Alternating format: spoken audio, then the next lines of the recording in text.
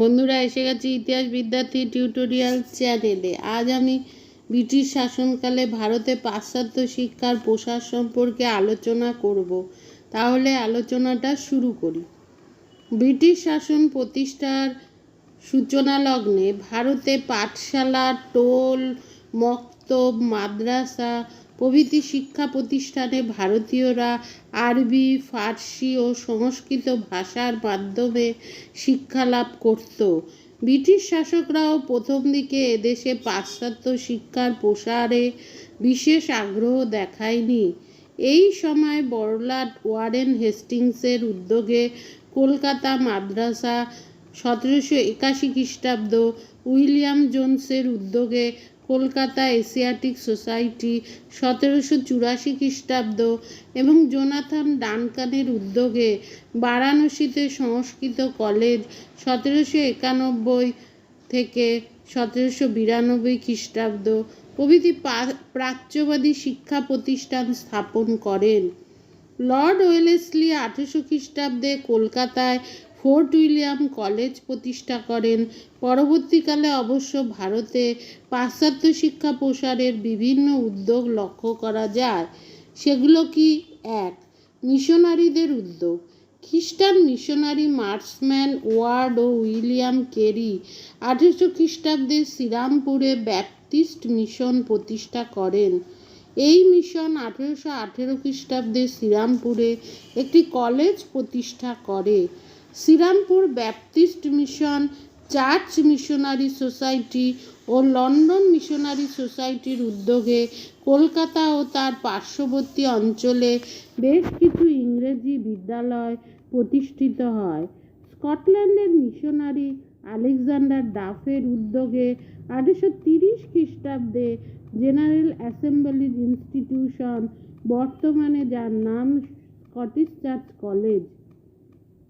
Belgium থেকে আগত Jesuit মিশনারিদের উদ্যোগে সেন্ট জেভিয়ার্স কলেজ এবং লরেটো হাউস কলেজ প্রতিষ্ঠিত হয়।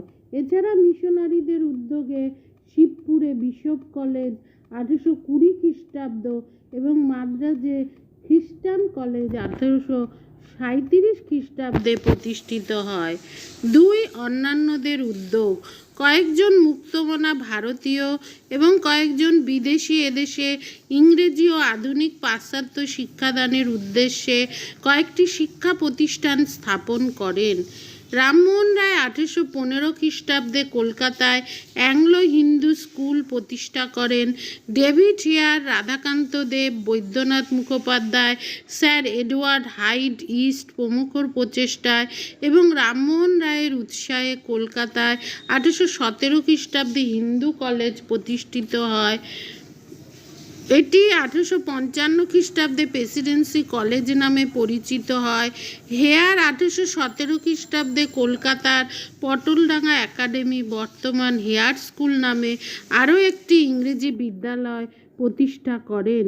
এছাড়া হেয়ারের উদ্যোগে ইংরেজি ভাষায় পাঠ্যপুস্তক রচনার উদ্দেশ্যে কলকাতা স্কুল বুক সোসাইটি 1817 খ্রিস্টাব্দ এবং বিভিন্ন স্থানে ইংরেজি বিদ্যালয় স্থাপনের উদ্দেশ্যে কলকাতা স্কুল সোসাইটি 1818 খ্রিস্টাব্দে প্রতিষ্ঠা করেন। এছাড়া সারবন, মার্টিন, বাউল, আর্টন, পিটার্স, ডেভিড ড্রামন্ড প্রমুখ বিদেশি কলকাতায় ইংরেজি শিক্ষার বিদ্যালয় স্থাপন করেন। 3. প্রাচ্যবাদী ও পাশ্চাত্যবাদী। বড়লাট লর্ড উইলিয়াম বেন্টিংয়ের আমল 1828 থেকে 1835 খ্রিস্টাব্দে টমাস ব্যাবিংটন মেকলে নামে একজন খ্যাতনামা পণ্ডিত তার আইন সচিব হয়ে ভারতে আসেন এবং কমিটি অফ পাবলিক ইনস্ট্রাকশনের সভাপতি নিযুক্ত হন। এই সময় ভারতে প্রাচ্য না পাশ্চাত্য রীতিতে সরকারের শিক্ষাদান করা উচিত এই বিষয়ে আলোচনায় কমিটি অফ পাবলিক ইনস্ট্রাকশনের সদস্যরা দুটি দলে বিভক্ত হয়ে পড়ে। এরা হলেন যথা প্রাচ্যবাদী বা ওরিয়েন্টালিস্ট এবং পাশ্চাত্যবাদী বা অ্যাংলিসিস্ট। প্রাচ্যবাদীরা কি ছিল? যারা প্রাচ্য রীতিতে ভারতে শিক্ষাদানের পক্ষপাতী ছিলেন তারা প্রাচ্যবাদী নামে পরিচিত হন। প্রাচ্যবাদের সমর্থকদের মধ্যে ছিলেন এইচ.টি. প্রিন্সেপ, কোলব্রুক ও উইলসন। তারা প্রাচীন ভারতীয় সাহিত্য ও দর্শন সম্পর্কে শিক্ষাদানে আগ্রহী ছিলেন। আর পাশ্চাত্যবাদীরা, যারা পাশ্চাত্য রীতিতে ভারতে শিক্ষাদানের পক্ষপাতী ছিলেন, তারা পাশ্চাত্যবাদী নামে পরিচিত হন। স্বয়ং মেকলে ছিলেন উগ্র পাশ্চাত্যবাদী। মেকলের সমর্থকদের মধ্যে ছিলেন আলেকজান্ডার ডাফ, স্যান্ডার্স, কলভিন প্রমুখ পাশ্চাত্যবাদীগণ। 4.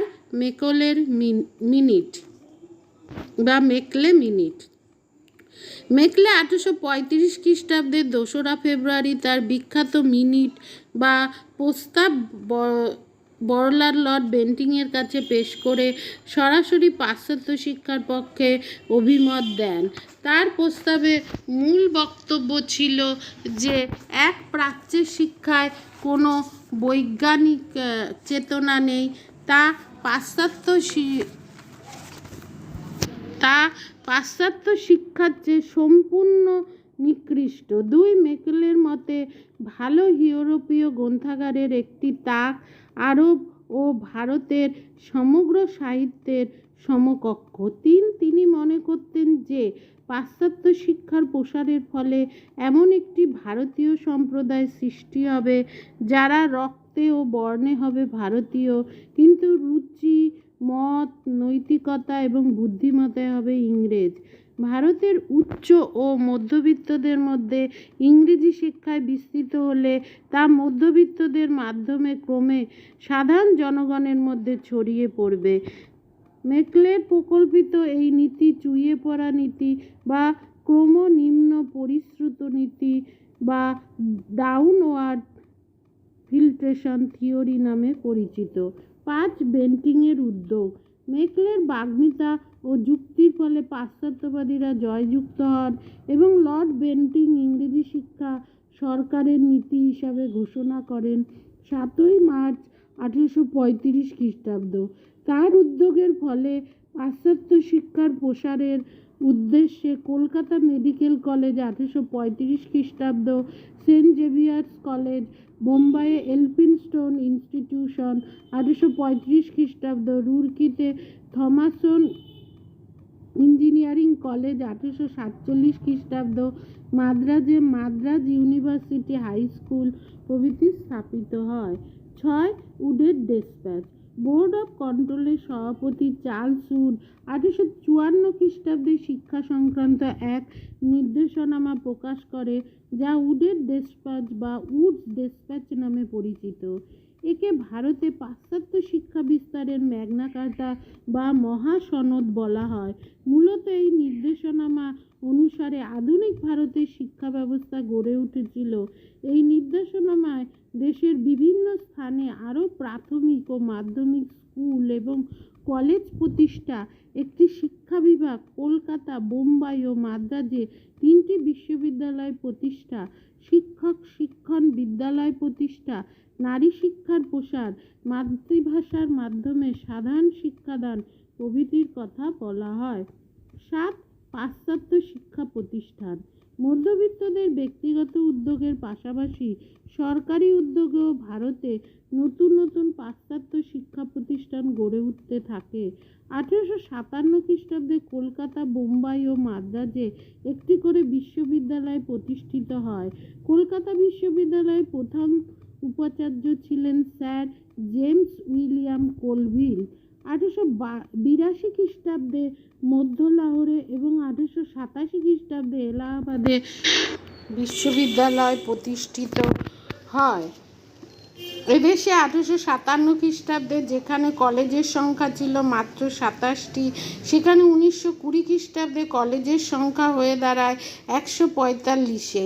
এছাড়া সারা দেশে পাশ্চাত্য শিক্ষা প্রসারের সহায়ক অসংখ্য বিদ্যালয় প্রতিষ্ঠিত হয়। 1882 খ্রিস্টাব্দে ভারতে মাধ্যমিক বিদ্যালয়ের সংখ্যা দাঁড়ায় 3916টি। এগুলিতে প্রায় 2.25 লক্ষ শিক্ষার্থী পাশ্চাত্যের আধুনিক শিক্ষা গ্রহণ করত। এইভাবে মধ্যবিত্তদের মধ্যে পাশ্চাত্য শিক্ষার ব্যাপক প্রসার ঘটে। সবশেষে বলা যায়, মধ্যবিত্তদের মধ্যে বিপুল সংখ্যক শিক্ষার্থী পাশ্চাত্য এবং উচ্চশিক্ষায় শিক্ষিত হলেও সেই হারে সরকারি চাকরি বৃদ্ধি হয়নি। পশ্চিম ও দক্ষিণ ভারতের উচ্চশিক্ষিতরা শিল্প, বাণিজ্য ও দেশীয় রাজাদের কাজে নিযুক্ত হলেও পূর্ব ভারতে সে সুযোগ ছিল খুব কম। এই পরিস্থিতিতে ব্রিটিশ সরকার 1882 খ্রিস্টাব্দে হান্টার কমিশনের সুপারিশ অনুসারে উচ্চশিক্ষার ক্ষেত্রে সরকারি অনুদান কমিয়ে দেয়। কিন্তু মধ্যবিত্তদের মধ্যে উচ্চশিক্ষার বিপুল চাহিদা থাকায় বেসরকারি উদ্যোগে সারা ভারতে বিভিন্ন উচ্চশিক্ষা প্রতিষ্ঠান গড়ে উঠতে থাকে। এইভাবে মানুষ পাশ্চাত্য শিক্ষায় উৎসাহ দেখায়। আজ আসি, চ্যানেলটা অবশ্যই সাবস্ক্রাইব করো।